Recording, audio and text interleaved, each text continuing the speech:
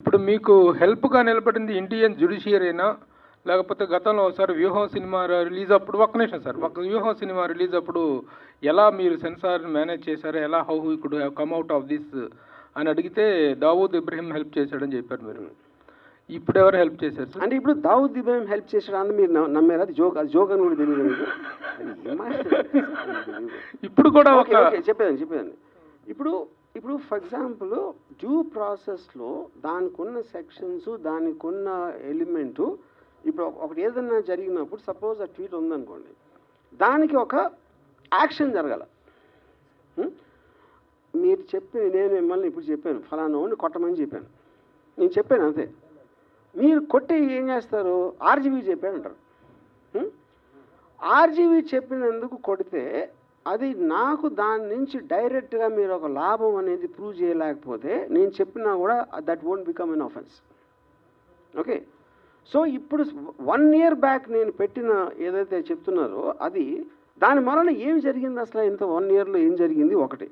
రెండోది, ఆ రోజున ఈయనంటే ఇప్పుడు నిద్రలేసాడు పెట్టినాడు, ఆ రోజున ఉన్న మెయిన్ స్ట్రీమ్ మీడియా ఇంక్లూడింగ్ వాళ్ళతో ప్రోలో ఉన్నా కూడా వాళ్ళు ఏదైనా అనుకున్నారో దాని గురించి అనుకోవాలి. ఎందుకు అనుకోలేదంటే వాళ్ళు చేస్తారు, అదే చేస్తారు, ప్రోగ్రామ్స్ చేస్తారు. ఏది డూపులు పెట్టి, ఇది పెట్టి, క్యారికేచర్స్ పెట్టి, కార్టూన్స్ పెట్టి, పొలిటికల్ లీడర్స్ని కానీ సెలబ్రిటీస్ని కానీ ఎవరినైనా కంటిన్యూస్గా మీరు కార్టూనిష్గా చేయటం అనేది it's a culture in the whole world, in a free world. Yeah Ajeev గారు, అయితే 1 year బ్యాక్ జరిగిన దానికి కేసులు పెట్టడం ఏంటని మీరు అడిగారు. ఆ లాస్ట్ 5 yearsలో కూడా మీరు సినిమాలు తీశారు, ఈ గవర్నమెంట్ మారిన తర్వాత మానేశారు. ఎవరికి టైం వచ్చినప్పుడు వాళ్ళు నడిపిస్తారని ఎందుకు అనుకోవట్లే మీరు?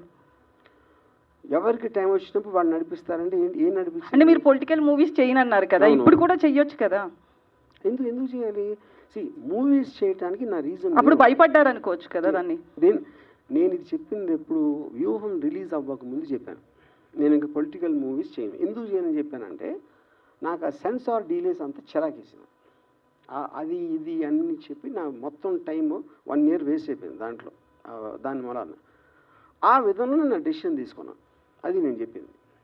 సో మీడియా గురించి సెన్సార్ సినిమాలకు ఉన్నట్లే మీడియాకు కూడా ఉండాలి అని చెప్పి ఉండాలి అని చెప్పలేదు, ఉంటే బాగుంటుంది. పోనీ నో కుదరదు. ఎందుకంటే మీకు బట్ ఎవరు టెలికాస్ట్ చేసింది వాళ్ళకి డేటాబేస్ లో రికార్డ్ అయ్యి ఉంటుంది. మీ మీద ఆరోపణలు చేశారు, లేకపోతే మీ బొమ్మలు ఇలా కార్టూన్ రూపంలో వేశారని చాలా చెప్పారు కదా. సో దాని మీద మీరు కేసు ఫైల్ చేసుకోవచ్చు కదా, మీకు స్కోప్ ఉంది కదా. నాకు అవమానం జరిగింది అని. నాకు టైం లేదు, ఎందుకంటే నేను బతికేది ఎవడో నా మీద అన్నాడు, ఆడేదో అన్నాడని వాడు వెనకాల పట్టడం నా టైం నేను వేస్ట్ చేసుకోను, నేను అది చెప్పేది. అందుకని you have to leave it. అదేవి దాన్ని సీరియస్గా తీసుకోవాలని చెప్పట్లే నేను, ఎందుకంటే we have become a part of that ecosystem in the social media. దాని నుంచి ఎవరు బయటపడలేరు. అప్పుడేంటి, అది మనం ఏం చేయలేం కాబట్టి దాంతోపాటు we have to adapt to it, అది నేను చెప్పింది. వర్మ గారు, ఈ మొత్తం ఎపిసోడ్ అంతా కూడా మిమ్మల్ని బాగా డిస్టర్బ్ చేసినట్టుంది. సో ఇప్పుడు ఇదేంటంటే అది నేను ఎలా ఉన్నాను అనేది మీ దృష్టిలో ఫీల్ అవుతుంది. ఇప్పుడు ఫర్ ఎగ్జాంపుల్ నేను ఒక చిన్న ఎగ్జాంపుల్ వేస్తాను. నాగార్జున ఒక చెట్టు దగ్గర అన్నపూర్ణ స్టేజ్లో ఒక చెట్టు ఉంది, చాలాసార్లు అక్కడ కూర్చున్నాడు.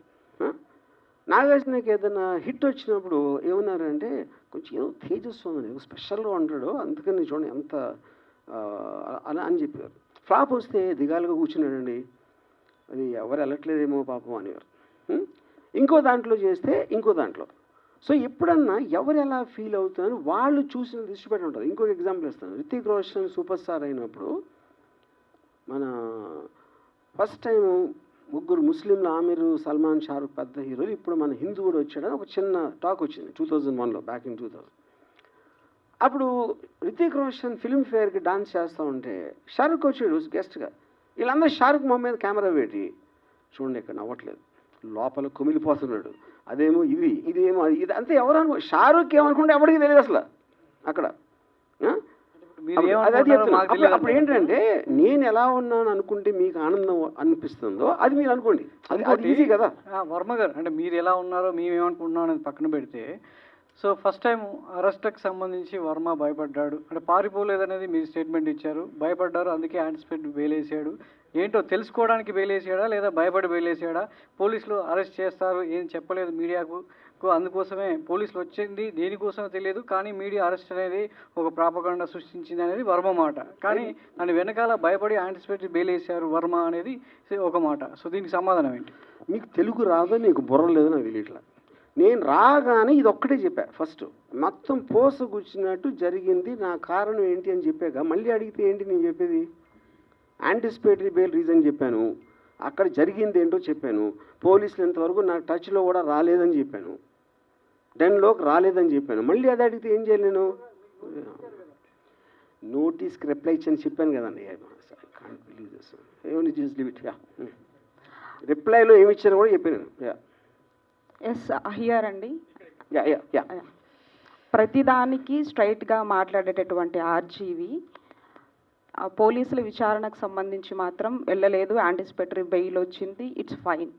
అట్ ది సేమ్ టైం పోలీసులు సెకండ్ టైం నోటీసులు ఇవ్వడానికి డెన్ వద్దకు వచ్చారనేది క్లియర్ కట్ సమాచారం. సెకండ్ టైం కాదండి, సెకండ్ టైము వేరే డేట్ ఇచ్చారు ఫస్ట్ అయిపోయిన తర్వాత. ఓకే, ఆ డేట్లో నేను 10 o'clockకి నేను రిప్లై పెట్టాను, నాకు ఫర్దర్ టైం కావాలి, లేకపోతే వర్చువల్గా వీడియోలో వస్తాను. ఓకే, ఎప్పుడు రాని ఫోన్ ఎందుకు స్విచ్ ఆఫ్ వచ్చింది? ఇది అది చెప్తున్నాను. ఓకే ఓకే అది నేను చెప్పలేదు ఇందాక. నేను 2 o'clock వరకు నా ఫోన్ స్విచ్ ఆన్లో ఉంది. ఓకే, దాని తర్వాత ఇది వాళ్ళు వచ్చింది 10:30కి. 2 o'clockకి స్విచ్ ఆన్ చేసిన దానికి ఒక్కటి మీడియా వాళ్ళు విపరీతంగా అందరూ ఫోన్ చేసి ఏమైపోతుంది, పోలీసు ఎందుకు వచ్చారు, బ్లా బ్లా బ్లా బ్లా బ్లా